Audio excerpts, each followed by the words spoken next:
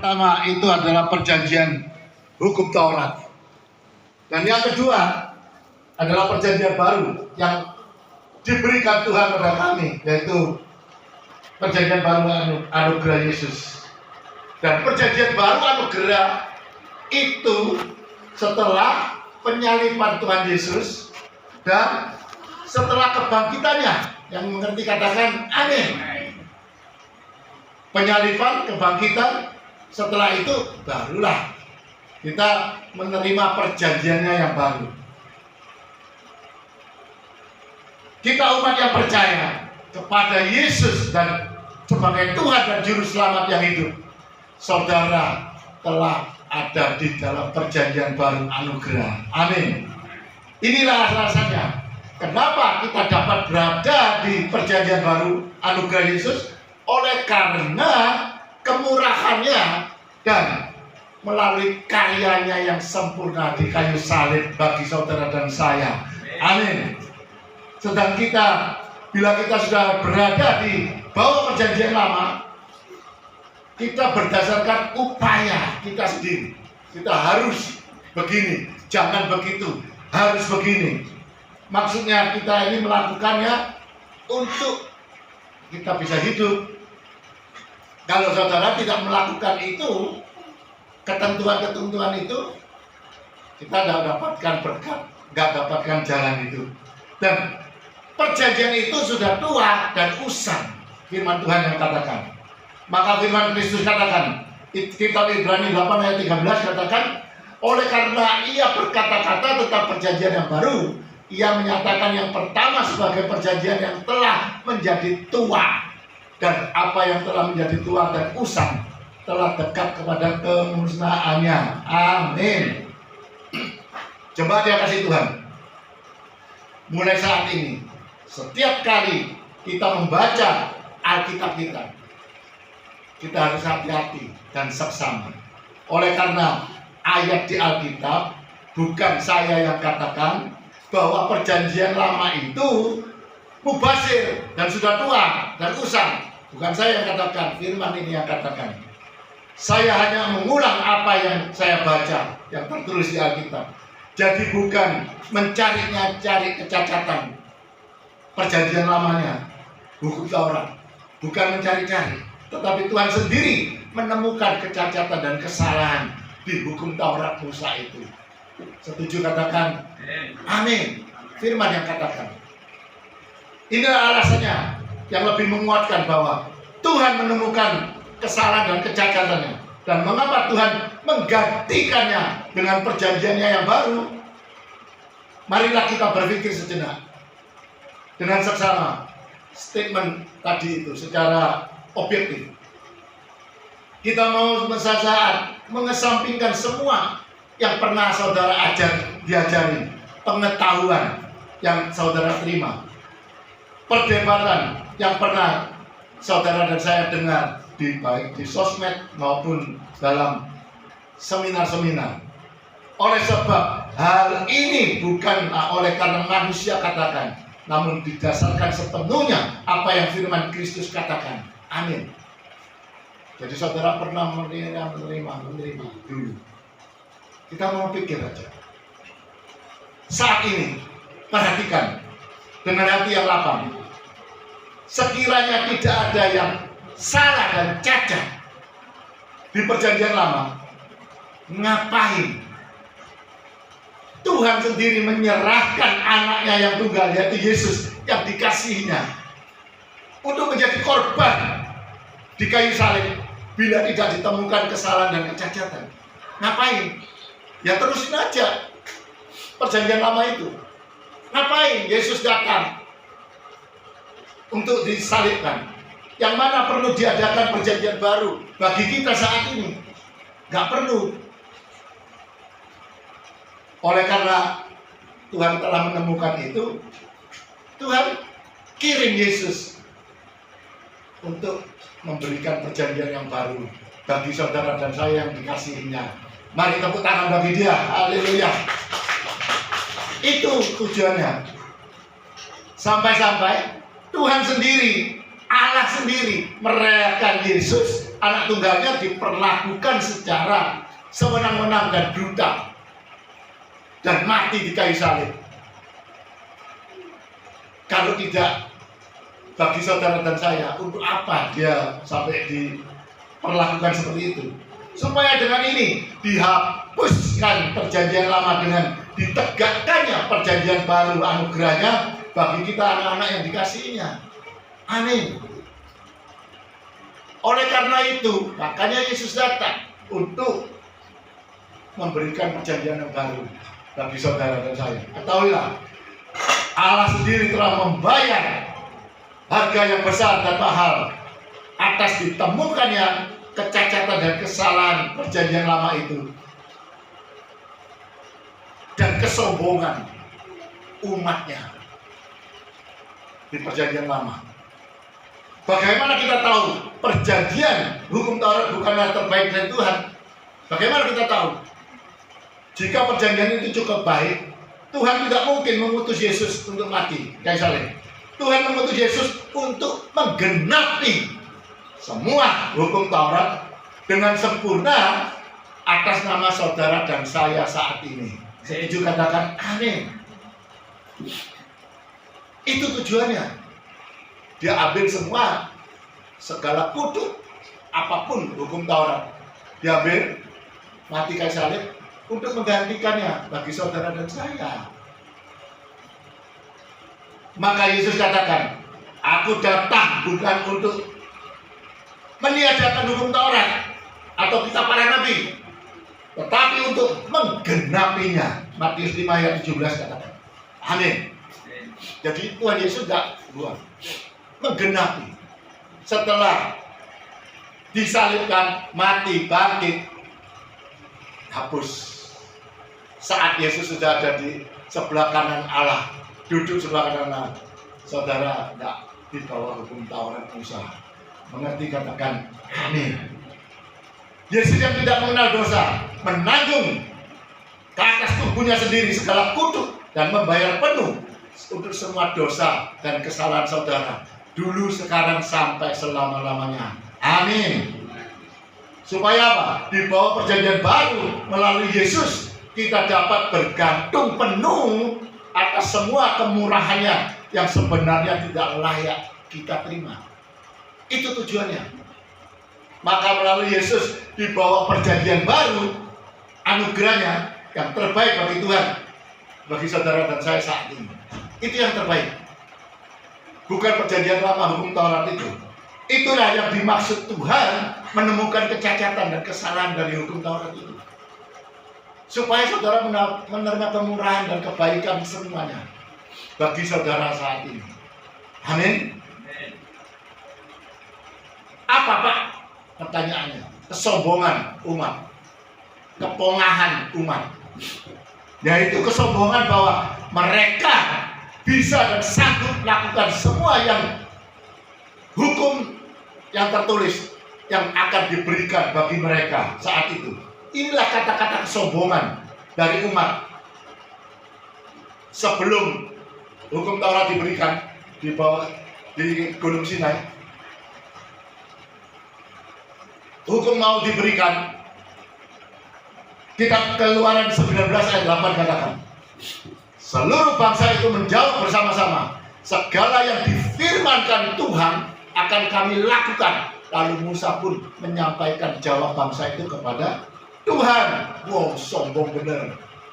Mereka ngomong satu. Kalau kata-kata Ibrani katakan nase. Semua yang difirmankan kami sambut. Wis ngomong, bicaralah, berfirmanlah melalui engkau. Apa yang difirmankan kami sambut. Itulah kesombongan. Apa yang terjadi saudara? Apa reaksi Tuhan setelah mendengar Musa menjawab jawaban dari umatnya? Dia perintahkan Musa untuk memasang batas bagi umat sekeliling. Dari gunung itu dikasih batas. Setelah mendengar, ya, kasih batas. Jaga baik-baik. Jangan mendaki gunung itu atau kena. Siapapun yang kena pastilah dihukum mati. Amin. tangan seorang pun tidak boleh merabanya. Di ayat 12-13. Lalu Musa mendapatkan mereka dan menyatakan hal itu. Di ayat 25 katakan, ini loh, jangan pegang itu, jangan garis ini, megang mati. Mengakibatkan hukum Taurat diturunkan. Setelah hukum Taurat diturunkan melalui Musa, loh batu itu, 3.000 umat Israel tewas. Bayangin, hukum Taurat diberikan, 3.000 umatnya meninggal. Di Keluaran 32. Ganasnya itu hukum Taurat. Iya, saat itu karena kesombongannya, kepongahannya. Selanjutnya setelah itu, Tuhan melihat umatnya saat itu, lihat, menukarkan perjanjian Abraham, yaitu anugerah, dengan perjanjian lama yang diberikan saat itu. Menurut apapun hukum yang diberikan dan atas mereka katakan mereka sanggup melakukannya, dia ditukar begitu mudahnya oleh kesombongannya, kepongahannya. Mereka menukar anugerah tanpa berupaya untuk menerima dengan perjanjian hukum berupaya melakukan dan menerima. Hukum lama engkau melakukan menerima, engkau melakukan ini mendapatkan berkat. Kalau engkau salah dalam hal ini mendapat kutuk. Kalau anugerah engkau menerima tanpa berusaha. Saudara mendapatkan itu adalah kemurahan tanpa saudara berupaya. Enak mana? Sini atau sini? Itulah perjanjian lama. Itulah yang menimbulkan reaksi keras Tuhan oleh karena kesombongan umatnya. Amin. Perhatikan dulu. Selama perjalanan keluar dari Mesir, umatnya, sebelum hukum Taurat diturunkan, keluar, mereka berkeluh kesah. Tadi omong, apa lagunya tadi? Teriku gak rewel lagi. Ya kan? Dulu sebelum hukum Taurat diturunkan, mereka berkeluh kesah, bersungut-sungut, rewel. Apa mana Jawa? Bahasa Jawa ini. Ngeluh, menghina Tuhan. Tuhan dihina. Tuhan pun, utusan Tuhan Musa pun dihina. Tuhan tidak marah. Tuhan tetap sabar. Lihat perbedaannya. Pagi hari ini saudara tahu, waktu itu Tuhan sabar, gak marah, meskipun rewel, keluh kesah. Tuhan sabar. Tapi setelah hukum diturunkan, mati siapapun yang berkeluh kesah, yang menghujat Tuhan, apalagi mati. Oleh sebab itu, Tuhan mengizinkan Yesus anaknya dipermalukan di tempat umum, menderita kekerasan, siksaan, tidak manusiawi dan brutal, demi menghapuskan perjanjian lama dengan menggantikan perjanjian baru bagi saudara dan saya. Mengerti katakan amin. Lihat begitu kasihnya, sayangnya Tuhan bagi saudara dan saya. Dia menggantikannya. Itu tidak akan Tuhan lakukan bila mana tidak ditemukan kecacatan, kesalahan. Tidak akan dilakukan. Ya sudah, jalan aja. Orang baik kok. Kan benar. Karena sudah ditemukan kesalahan itu, maka Tuhan mengutus Yesus untuk menggantikannya. Tuhan melakukan semua itu karena Ia bertekad menyelamatkan kita dari dosa dengan membuat perjanjian baru melalui anaknya, yaitu Yesus. Dia rela. Itulah kasih tanpa syarat yang menakjubkan dari Tuhan bagi anak-anaknya yang dikasih saat ini, yaitu unmerited favor, kemurahan yang tidak layak saudara terima, tapi saudara dilayakkan untuk menerima. Amin. Jadi sesungguhnya maksud Tuhan ini dan tujuan Tuhan setelah menemukan kesalahan perjanjiannya, Tuhan menghapuskan yang lama untuk menegakkan yang baru, demi menyelamatkan anak-anaknya dari segala dosa, demi mencurahkan kasih anugerahnya bagi kita anak-anaknya. Amin. Maka Tuhan mengutus Yesus untuk mengambil semua hukum Taurat, baik berkatnya, kutuknya, semua diambil, dipakukannya di kayu salib. Berarti sudah dipikul dia. Saudara nggak perlu memikul lagi. Saudara nggak perlu memikul salib. Ini perbincangan yang pernah saya ributkan. Pikul salib. Karena Yesus ngomong, pikulah salib, sangkallah dirimu. Saudara perlu tahu, saudara nggak perlu pikul salib. Saya ngomong, kita nggak perlu pikul salib. Nah itu firman katakan. Saya ngomong, untuk apa Galatia 2:20?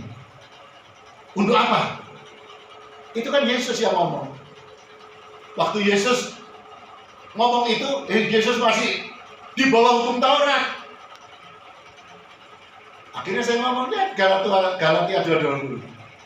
Berarti saya benar, Pak. Saya nggak mampu mikul salib. Siapa yang mampu mikul salib? Hanya Yesus yang bisa memikul salib. Bagi saudara dan saya, lihat Galatia 2:20. Jadi saudara sudah ditebus. Hidup saudara bukan milik saudara lagi, tapi Yesus yang ada dalam diri saudara. Amin. Jadi jangan salah ngerti ya. Itulah Grace Revolution, revolusi anugerah harus digemarkan. Injil anugerah dan kebenaran Yesus yang harus diberitakan. Amin. Alkitab telah mencatat selama 1500 tahunan orang-orang Israel yang hidup di bawah hukum Taurat, namun tidak seorang pun yang dapat dibenarkan olehnya. Bahkan yang terbaik dari mereka yaitu Daud yang ditulis oleh Alkitab sebagai orang yang dikenan Tuhan, gagal dan jatuh juga. Perbuatan zina dengan Batsyeba, Uria dibunuh. Harapan apa? Dengan cara apa lagi yang dapat kita jalani untuk itu di bawah hukum Taurat? Harapan apa lagi? Gak bisa. Saya dapur begini. Orang yang hidup di bawah hukum Taurat yang terbaik sekalipun akan gagal. Namun orang yang hidup di bawah anugerah Yesus yang terburuk sekalipun dapat diselamatkan. Itulah tujuannya dia datang, untuk memberikan kita hidup dan hidup yang lebih berkemenangan. Amin. Roma 3 ayat 20 katakan, ditegaskan, tidak seorang pun manusia dapat dibenarkan di hadapan Allah dengan melakukan hukum Taurat. Sebab justru oleh hukum Taurat manusia mengenal dosa. Amin. Ini ayat juga sangat disalah mengerti sama orang-orang. Ada yang bicara ini, ada yang bicara itu. Saya menemukan ini. Saya tambahkan di sini catatan. Ini ayat yang sangat dahsyat sekali. 2 Petrus 2 ayat 1-3. Saudara baca seksama ya. Sebagaimana nabi-nabi palsu dahulu tampil di tengah-tengah umat Allah, demikian pula di antara kamu akan ada guru-guru palsu. Mereka akan memasukkan pengajaran-pengajaran sesat yang membinasakan. Bahkan mereka akan menyangkal penguasa yang telah menebus mereka. Dan dengan jalan demikian segera mendatangkan kebinasaan atas diri mereka. Banyak orang akan mengikuti cara hidup mereka yang dikuasai hawa nafsu. Dan karena mereka yang jalan kebenaran akan dihujat. Dan karena serakahnya guru-guru palsu itu akan berusaha mencari untung dari kamu dengan cerita-cerita isapan jempol mereka. Tetapi untuk perbuatan mereka itu hukuman telah lama tersedia dan kebinasaan tidak akan tertunda. Amin. Saudara perhatikan, ini ada tersembunyi, tapi bagi saudara dan saya tidak ada yang tersembunyi. Lihat, ada guru-guru palsu. Mereka akan memasukkan pengajaran sesat, membinasakan. Bahkan ini, mereka menyangkal penguasa yang telah menebus mereka. Maka waktu di sini ada istri saya ngomong, kamu ke gereja sana, memang banyak jemaat. Saya pernah disindir sama bapak. Sekarang saya jawab, saya ngomong, kamu pergi. Tapi ingat, untuk melihat suasana, jangan mendengar salah. Boleh banyak gereja besar, saya tidak iri, saya tidak apa-apa. Saya bukan orang yang begitu. Saya cuma mau setiap jemaat yang mendengar firman, saya berani jamin kebenaran yang harus ditegakkan. Lihat, banyak di luar sana mereka berkata-kata ini, ya, cerita-cerita, khotbah-khotbah yang melenceng. Ada firman ini saya ketemu selama saya 25 tahun jadi orang Kristen, baru ketemu ini. Saya baru ngomong sama teman saya, apa maksudnya? Nah, menyangkal penguasa yang telah menebus mereka. Menyangkal. Apakah mereka itu menyangkal? Mereka nggak mau menyangkal. Aku percaya Yesus, aku memberitakan Yesus. Apa yang kau beritakan? Apa? Berkat-berkatnya saja. Bagaimana engkau bisa walk with God? Bagaimana saudara bisa berjalan dengan Tuhan kalau saudara menyangkal? Apa arti menyangkal? Bukan menyangkal Yesus itu bukan Tuhan. Tidak. Menyangkal salib Yesus. Setuju katakan amin. Banyakkah mereka memberitakan salib Yesus, pengorbanan Yesus? Enggak. Saya pun tidak pinter sosmed, tapi saya buka-buka sedikit-sedikit. Yang mereka katakan bukan mengenai Yesus. Ngomong Yesus itu Tuhan, Yesus pasti menolongmu, Yesus pasti menjamamu. Itu bukan memberitakan Yesus. Kalau saya yang boleh ngomong, inilah kita harus memberitakan Yesus. Lihat, Yesus disalibkan. Untuk apa? What for? Untuk apa Yesus disalib? Untuk apa Yesus mati bagi saudara dan saya? Itu yang harus kita beritakan. Itulah yang namanya bring people to Christ. Setuju katakan amin. Kita memberitakan Yesus. Semua orang tahu Yesus mati bagi saudara dan saya. Yesus menebus, karena mati untuk menebus dosa-dosa saudara, menyelamatkan saudara. Itu yang jarang diberitakan meskipun di sosmed. Amin. Jadi saudara, bukan saya mencela mereka. Mereka percaya Yesus, saya pun percaya. Tapi menyangkal penguasa yang telah menebus mereka. Itu yang tidak diberitakan. Karena apa? Saya lihat sosmednya. Istri saya mau lihat suasana, lihat apa dia. Bukan saya memalukan dia, bukan saya mencela dia. Silakan kamu datang, tidak apa-apa. Kalau suruh saya datang, silakan. Saya nggak mau datang. Saya nggak mau datang. Saya datang pun di gereja anak saya mendengar apa yang difirmankan saja. Maknanya, saya lihat, saya bisa tahu. Oh, dia kata begitu, ya nggak apa-apa. Asal kamu membangun, walaupun iman sedikit, tapi moralnya yang banyak. Nggak apa-apa. Moral anak saya bisa terbangun di sana. Kalau iman, sorry, susah sekali. Kenapa? Intinya itu Yesus. Beritakan Yesus, kematiannya, kedatangannya, kematiannya, apa yang dia lakukan. Nah sekarang kita masuk intinya untuk bisa berjalan bersama Tuhan. Yang pertama, kenali hak-hak perjanjian kita dalam Kristus. Kenali. Perlu saya tekankan bahwa betapa pentingnya bagi Anda dan saya orang percaya ini untuk mengetahui bahwa kita sudah berada di bawah perjanjian baru anugerah dan kemurahan. Harus ingat, kita sudah tidak berada di bawah perjanjian baru hukum Taurat. Itu perlu saudara ketahui, hak saudara. Banyak orang percaya itu baik, bermaksud baik, banyak, bahkan tulus hati. Tetapi sayangnya banyak orang percaya saat ini dikalahkan oleh kurangnya pengetahuan tentang perjanjian baru serta banyaknya keuntungan dan kebaikan Tuhan yang telah bayar bagi saudara dan saya di atas kayu salib. Itu yang jarang diberitakan. Tidak tahu. Maka kitab Mazmur 103 katakan, pujilah Tuhan hai jiwaku, dan janganlah melupakan segala kebaikannya. Dia yang mengampuni segala kesalahanmu, yang menyembuhkan segala penyakitmu. Dia yang menebus hidupmu dari lubang kubur, yang memahkotai engkau dengan kasih setia dan rahmat. Dia yang memuaskan hasratmu dengan kebaikan, sehingga masa mudamu menjadi baru seperti burung raja wali. Amin. Haleluya. Inilah ungkapan isi hati Tuhan Yesus Kristus bagi kita. Amin.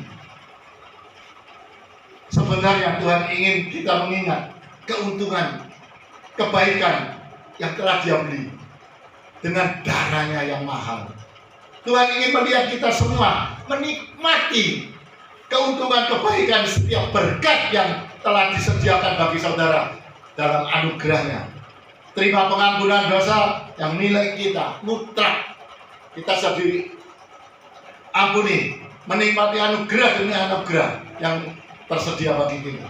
Namun sayangnya yaitu kurangnya pengetahuan tentang apa yang telah Yesus capai di kayu salib. Pengetahuan ini ya kurang. Itu yang menumpuk, merampok banyak orang yang percaya saat ini. Dengar enak, berkat-berkat toh. Kalau saya bicara nggak perlu ngomong berkat. Karena apa? Yesus datang untuk memberikan kami hidup yang berkemenangan dan berkelimpahan. Nggak perlu ngomong. Berkatnya datang sendiri. Saudara mendengar Injil Kerajaan Surga, dan semuanya akan ditambahkan kepadamu. Amin. Jadi kalau saya suruh ngomong berkat-berkat, nggak apa-apa, nggak mau saya. Saya mau beri pengajaran. Inilah cari dahulu Kerajaan Surga dan kebenaran. Saudara telah menerima semua pewahyuan ini. Otomatis saudara pasti diberkati sendiri. Amin. Saya alami semua. Seberapa berkat kecil pun Tuhan perhatikan. Minggu lalu di gereja lain, saya saksi. Saya ada orang jalan, orang luar kota. Saya omong saja orang Semarang, karena mobilnya H Semarang, loh. Tanya saya, itu saya kan namanya anak Tuhan. Saya nggak boleh beda-bedakan siapa dia. Saya omongin gini, cari jalan ini. Oh, kamu orang luar kota ya, gini loh, jalan ke sini, nanti gini. Terus mau beli apa gitu, itu saya ada ini, kecil kok, barang kecil, tak kasih barang, nanti nggak apa-apa. Oh jangan, akhirnya kecil memang, 20.000, saya disodori 20.000. Puji Tuhan, saya terima, karena saya dikasih, saya nggak minta. Asal saya nggak minta, dikasih saya terima. 1.000 pun saya terima. Akhirnya saya terima. Saya servis kipas angin. Terus saya tanya, berapa selesai ya? 20.000. Terus saya kan nggak perlu gerak dompet saya. 20.000 saya kasihkan. Nah, berarti Tuhan kirim dia. Nah kemarin juga ada saudara ngomong, kamu mau nggak angpau? Ya mau nggak angpau. Pak Boy mau angpau. Imlek belum besok. Mau toh? Saya cuma antri aja, berdiri liatin. Nggak peduli di mana itu, dimanapun tempat itu saya nggak peduli. Saya berdiri antara Bapak Wali Kota selesai khotbah, ngomong-ngomong saya ngomong istri saya, ini bagian pom selesai. Pak Wali Kota sudah ceramah, ngomong rambutan, semua. Begitu antrinya di sana saya berdiri, terus tanya, ada barcode-nya? Ini tak? Iya. Ya Pak, masuk Pak. Terus dikasih angpau. Dikasih angpau pulang. Terima kasih pulang. Gak mau. Cuma 1 jam saja.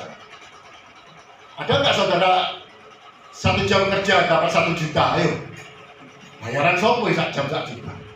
Ya kan? Ya terima saja. Amin. Itu anugerah. Lihat setelah saya bicara begitu panjang, sudah 1/2 jam. Ada satu kisah. yang saya bagikan saudara. Ini kisah nyata. Suatu hari seorang misionaris datang ke seorang ibu janda tua karena sakit-sakitan menjelang ajalnya dia. Misionaris tanya gini, doakan biasa Pak, kau ya kan doakan terus. Nggak apa-apa, Tuhan pasti nanti kamu diterima di sisinya ini. Untuk penguatan. Nggak sengaja dia lihat di sana di dinding ada satu bingkai. Terus dia amati, apa ini? Misionaris ini, peminjil ini tanya, Bu, ini tahu ibu ini apa? Yang di bingkai. Kalau bahasa Jawanya ngomong, Bu, nggak tahu. Loh, dari mana ini?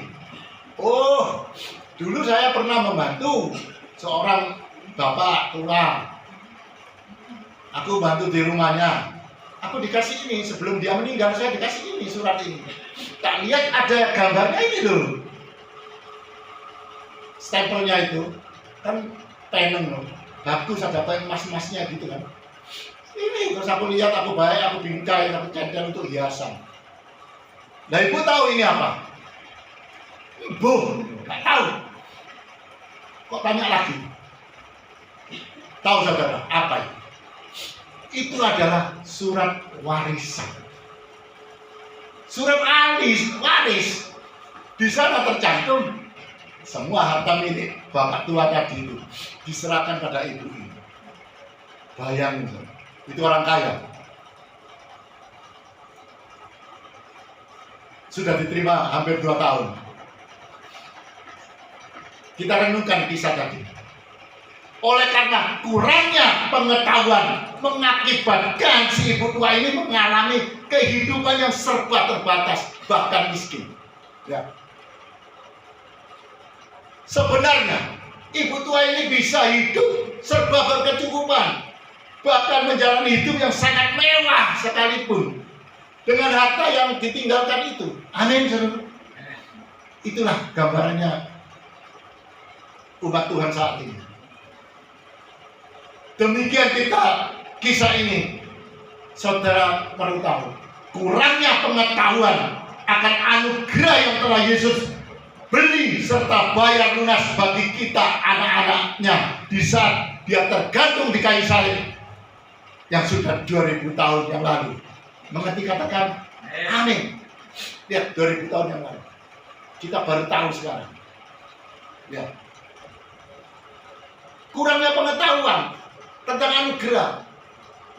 Yang berita firman ini saya banyak ditolak di luar.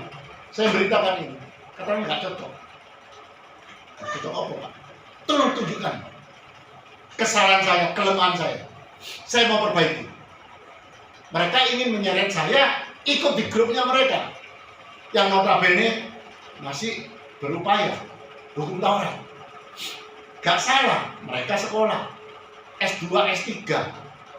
Saya tukang kayu, gak sekolah. Ya mereka pasti menghina, merendahkan.